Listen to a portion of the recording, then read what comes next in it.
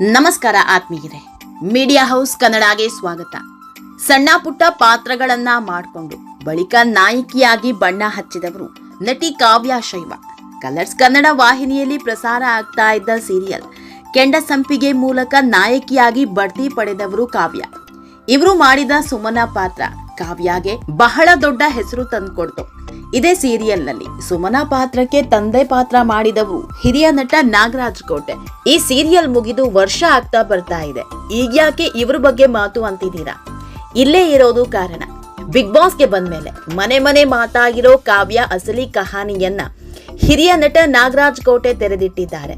Serial ನಲ್ಲಿ ನಟಿಸುತ್ತಿದ್ದ ದಿನಗಳಲ್ಲಿ ಆಗಿದ್ದ ಕೆಲ ಘಟನೆಗಳ ಬಗ್ಗೆ ಎಳೆ ಎಳೆಯಾಗಿ ತೆರೆದಿಟ್ಟಿದ್ದಾರೆ. ಇದೆಲ್ಲದ್ರ ಬಗ್ಗೆ ಇವತ್ತಿನ ವಿಡಿಯೋದಲ್ಲಿ ಹೇಳ್ತಾ ಹೋಗ್ತೀವಿ. ಅದಕ್ಕೂ ಮೊದಲು ನೀವಿನ್ನೂ ನಮ್ಮ ಚಾನೆಲ್ನ ಸಬ್ಸ್ಕ್ರೈಬ್ ಮಾಡಿಲ್ಲ ಅಂದ್ರೆ ಮಿಸ್ ಮಾಡಬೇಡಿ, ಈಗಲೇ ಸಬ್ಸ್ಕ್ರೈಬ್ ಮಾಡಿ. ಈ ವಿಡಿಯೋನ ಕೊನೆವರೆಗೂ ನೋಡಿ, ನಿಮ್ಮ ಅನಿಸಿಕೆಗಳನ್ನ ಕಾಮೆಂಟ್ ಮಾಡಿ. ಆತ್ಮೀಯರೇ, ನಟಿ ಕಾವ್ಯ ಶೈವ ಅಂದ ತಕ್ಷಣ ಮೊದಲು ನೆನಪಾಗ್ತಾ ಇದ್ದ ಪಾತ್ರ ಸುಮನ. ಕೆಂಡಸಂಪಿಗೆ ಸೀರಿಯಲ್ ನಾಯಕಿ ಸುಮನ ಆಗಿ ಕಾವ್ಯ ವೀಕ್ಷಕರ ಮನ ಗೆದ್ದಿದ್ರು. ಆದ್ರೆ ಕಾರಣಾಂತರಗಳಿಂದ ಆ ಪಾತ್ರದಿಂದ ಕಾವ್ಯ ಅರ್ಧಕ್ಕೆ ಹೊರ ಬಂದ್ರು. ಬಳಿಕ ಅವರು ಆಯ್ಕೆ ಮಾಡ್ಕೊಂಡಿದ್ದು ಡಾನ್ಸ್ ಲೋಕವನ್ನ. ಡಾನ್ಸ್ ಕರ್ನಾಟಕ ಡಾನ್ಸ್ ಶೋನಲ್ಲಿ ಟಫ್ ಕಾಂಪಿಟೇಟರ್ ಆಗಿದ್ದ ನಟಿ ಕಾವ್ಯ ತಾವೇ ಕಪ್ ಹೊಡೆದುಕೊಂಡ್ರು. ವಿನ್ನರ್ ಪಟ್ಟ ಅಲಂಕರಿಸಿದ್ರು. ಅಲ್ಲಿಂದ ಮುಂದೆ ಏನು ಅನ್ನುವಾಗ್ಲೇ ಸಿನಿಮಾ ಮಾಡಿದ್ರು. ಕೊತ್ತಲವಾಡಿ ಸಿನಿಮಾ ಮೂಲಕ ಬೆಳ್ಳಿ ತೆರೆಯಲ್ಲಿ ಬೆಳಗಿದ್ರು. ಇದಾದ ಬಳಿಕ ಅವರು ಕಾಲಿಟ್ಟಿದ್ದು ಬಿಗ್ ಬಾಸ್ ಮನೆಗೆ. ಬಿಗ್ ಬಾಸ್ ಮನೆಯ ಕಾವು ಆಗಿ ಕಣ್ಮನ ಸೆಳೆದ್ರು. ಅಲ್ಲಿನ ಅನುಭವಗಳು, ಜನರ ಪ್ರೀತಿ ಕಾವ್ಯ ಶೈವ ಅವರನ್ನ ಟಾಪ್ 5 ನಲ್ಲಿ ರಾರಾಜಿಸುವಂತೆ ಮಾಡಿದ್ವು. ಆ ವಿಚಾರಗಳೆಲ್ಲವೂ ನಿಮಗ್ ಗೊತ್ತಿದೆ. ಸದ್ಯ ಗೊತ್ತಿಲ್ಲದೆ ಇರೋ ಒಂದು ವಿಚಾರ ಹೇಳ್ತೀವಿ. ಕಾವ್ಯಗೆ ಶೂಟಿಂಗ್ ಸೆಟ್ ನಲ್ಲಿ ಓರ್ವ ತಂದೆ ಸಿಕ್ಕಿದ್ದಾರೆ. ಅವರು ಬೇರೆ ಯಾರೂ ಅಲ್ಲ, ಕೆಂಡಸಂಪಿಗೆ ಸೀರಿಯಲ್ನ ಅಪ್ಪನ ಪಾತ್ರಧಾರಿ ನಾಗರಾಜ್ ಕೋಟೆ. ಹೌದು, ಹಿರಿಯ ನಟ ನಾಗರಾಜ್ ಕೋಟೆ ಅವರಿಗೆ ಹೆಣ್ಮಕ್ಳಿಲ್ಲ, ಇಬ್ರು ಗಂಡ್ಮಕ್ಳು. ಈಗಾಗಲೇ ಸೊಸೆಯಂದಿರು ಕೂಡ ಬಂದಿದ್ದಾರೆ. ಹೆಣ್ಮಕ್ಳನ್ನ ಕಂಡ್ರೆ ಸಿಕ್ಕಾಪಟ್ಟೆ ಇಷ್ಟಪಡುವ ಇವರಿಗೆ ಸೊಸೆಯಂದಿರು ಅಪ್ಪನ ಸ್ಥಾನ ನೀಡಿದ್ದಾರೆ. ಇವರು ಅಷ್ಟೇ, ಅವರನ್ನ ಅಷ್ಟೇ ಪ್ರೀತಿಯಿಂದ ನೋಡಿಕೊಳ್ತಾರೆ. ಆದ್ರೆ ವಿಶೇಷ ಪ್ರೀತಿ ಕೊಟ್ಟಿದ್ದು ಸೀರಿಯಲ್ ನಲ್ಲಿ ಮಗಳ ಪಾತ್ರ ಮಾಡಿದ್ದ ಕಾವ್ಯ ಶೈವ. ಇನ್ಫ್ಯಾಕ್ಟ್ ಕಾವ್ಯ ಅವರಿಗೆ ಬಿಗ್ ಬಾಸ್ ಕುರಿತು ಇವರು ಮೊದಲೇ ಭವಿಷ್ಯ ನೋಡಿದ್ರಂತೆ. 2 ವರ್ಷಗಳ ಹಿಂದಿನ ಕ್ಷಣವನ್ನ ತಮ್ಮ ಬರವಣಿಗೆ ಮೂಲಕ ಸೋಷಿಯಲ್ ಮೀಡಿಯಾದಲ್ಲಿ ಹಂಚಿಕೊಂಡಿದ್ದಾರೆ ನಾಗರಾಜ್ ಕೋಟೆ. ಅವರು ಬರೆದ ಸಾಲುಗಳು ಹೀಗಿದೆ: ಕೆಲವೊಮ್ಮೆ ಜೊತೆಗೆ ನಟಿಸಿದ ಕಲಾವಿದರು, ಅದು ಚಲನಚಿತ್ರವೋ ಸೀರಿಯಲ್ಲೋ ನಾಟಕವೋ ಮುಗಿದ ಮೇಲೆ ನಾವೆಲ್ಲೋ ಅವರೆಲ್ಲೋ ಎಂಬಂತೆ ಸುಮ್ಮನಿದ್ದು ಬಿಡ್ತೇವೆ.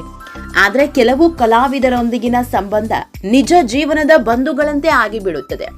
ಅದಕ್ಕೆ ಕಾರಣ ನಾವು ನಟಿಸಿದ ಆ ಚಿತ್ರವೋ ಧಾರಾವಾಹಿಯೋ ನಾಟಕವೋ ಕಾರ್ಯಕ್ರಮವೋ ಅದು ಸೇತುವೆಯಾಗಿ ಬಿಡುತ್ತದೆ.